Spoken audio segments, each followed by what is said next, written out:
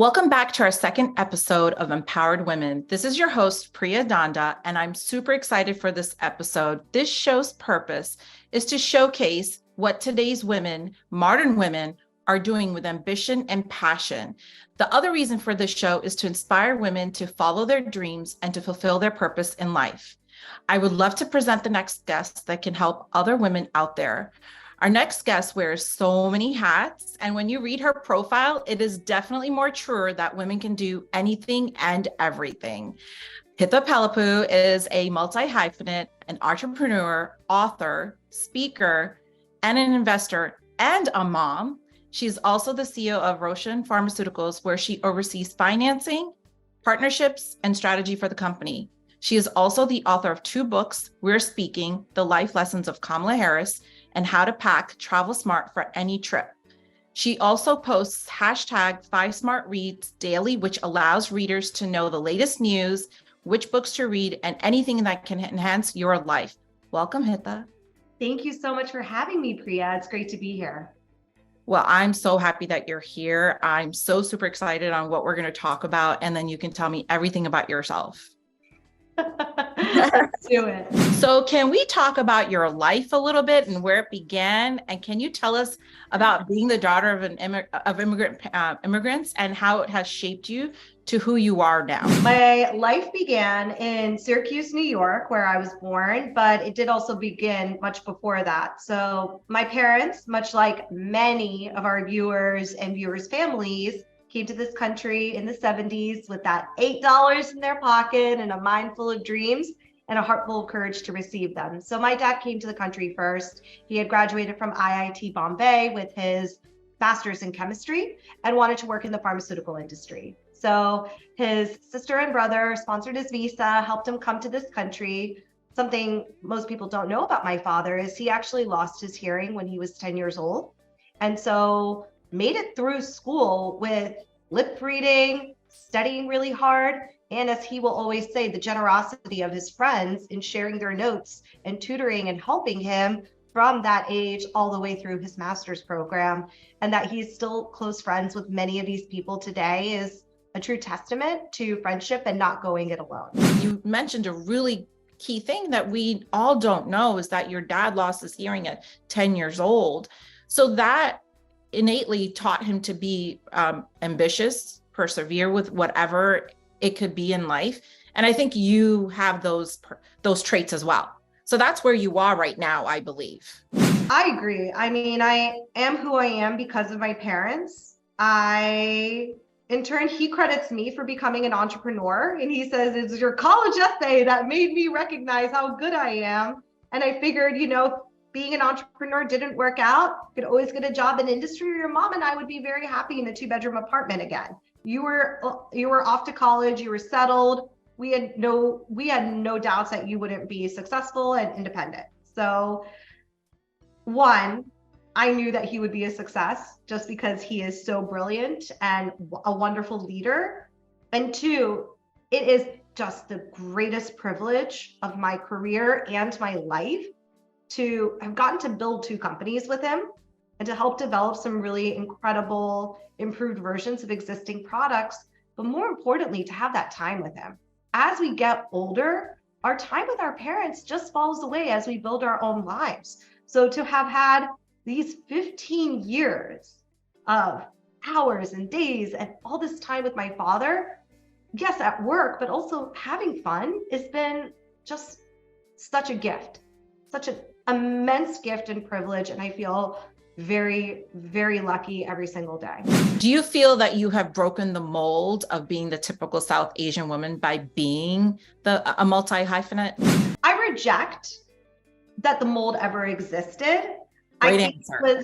I think it's a narrative a lot of us internalize. But when I look at my peers, and I also look at the women, the generation before, my mom and my aunts, they never fit into a mold either. Or if they did, they tricked the men into thinking they kind of fit in the mold, but they had this massive life outside of it as well. So rather than compartmentalizing those 2 kind of parts of ourselves, the appropriate and the real, I just believe in being real. And if you can't handle me and all my hyphens, well then that's your loss. I know right now we're in a very hot political climate, right? With so many, we're divided. So we know this for a fact, right? We're divided here in the US, and it can be very hard to voice ourselves. And we're afraid to, disrupt whatever, the friendships, the relationships, or we're just worried we get canceled, right?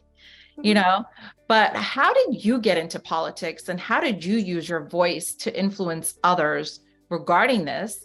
And what is your view on how past generations have tried to shape women when it comes to politics? I think it is a civic duty to stay informed and engaged in what's happening. And it's a personal responsibility to cultivate boundaries of how much you learn and what you decide to apply your citizenship actively to.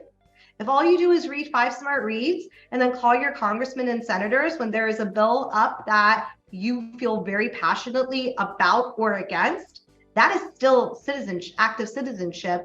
And that's a wonderful way to pursue it. If you want to get more involved and get involved with your community board or city council because you want to have a more direct influence on what's going on in your area, that's wonderful.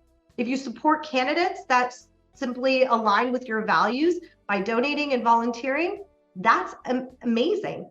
I think people get caught up in that I can only be an active citizen if I'm running for office or like working in politics. And no, you can define what active citizenship is for you as long as it, one, is sustainable, and two, doesn't harm your quality of life or negatively affect your quality of life.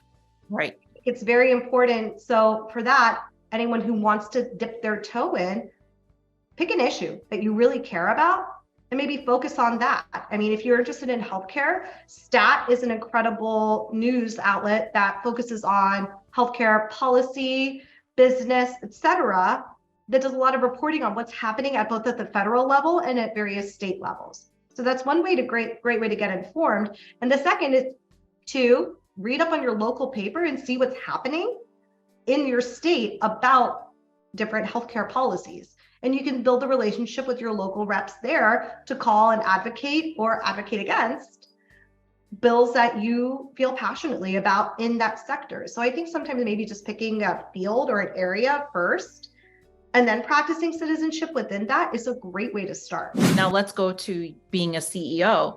How do you shift your hats in that sense? And how is your day-to-day? Like, how are you managing it? Give us some on how you became a CEO. I mean, I'm a CEO because of nepotism. Let's call a spade a spade. I would not have been given this job if, let's be honest, and the opportunities I had in pharma and jumping a lot of levels had I not been my father's daughter. Now, and every Nepo kid says this, but in this case, if my father was here, he would tell you it's true. If I wasn't performing, I would not have my job still. And then now let's shift to being an investor. And I know you support a lot of brands that are women, driven. So can you talk about that a little bit and how you got into that? Yes, it happened like accidentally and organically, like most things in my life.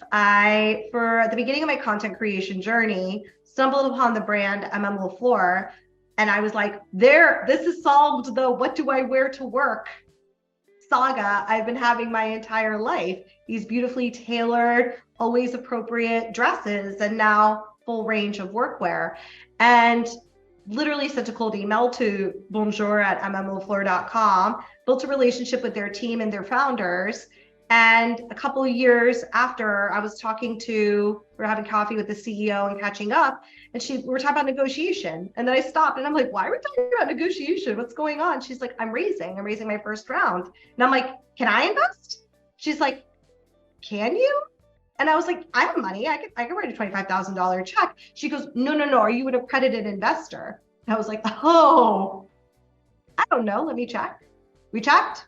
We met the qualifications and, wrote down the self-accreditation form in the investor documents, but that was our first investment. Based on all of this, do you have any advice to not just women, actually, because I've been focusing on women because this is about, but we also do forget that the men are also behind the scenes as well.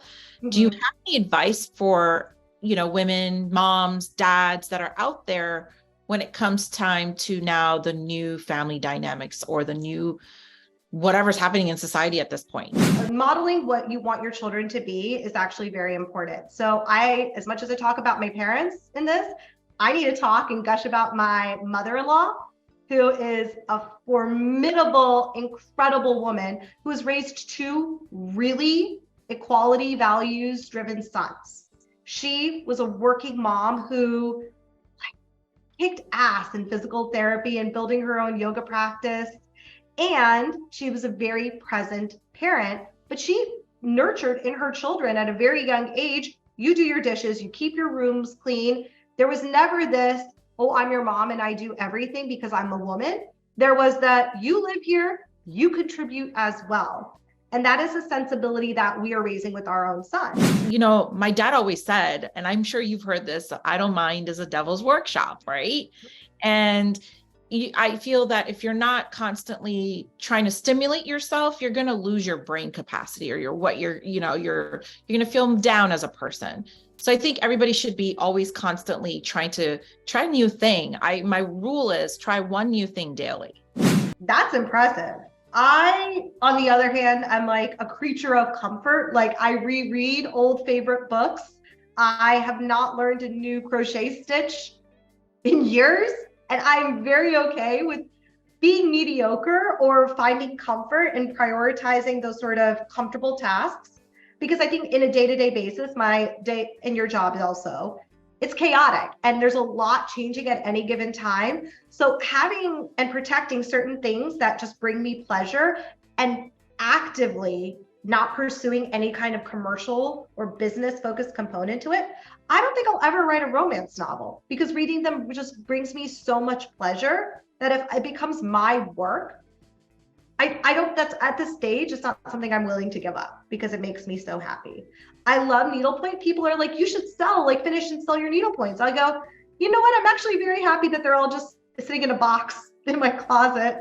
And at some point, maybe I'll frame them and hang them up in a home somewhere or give them to friends. But no, I'm very happy with not being non-committal and still very devoted to certain pursuits. Exactly. Well, I really enjoyed talking to you. You had a lot to give out there. I wish we could go on. Thank you so much for having me. This was a wonderful conversation. And there you have it. We had Hitha today. I hope you guys enjoyed our episode today, and I hope you stay tuned for the next episode. Until then, keep smiling.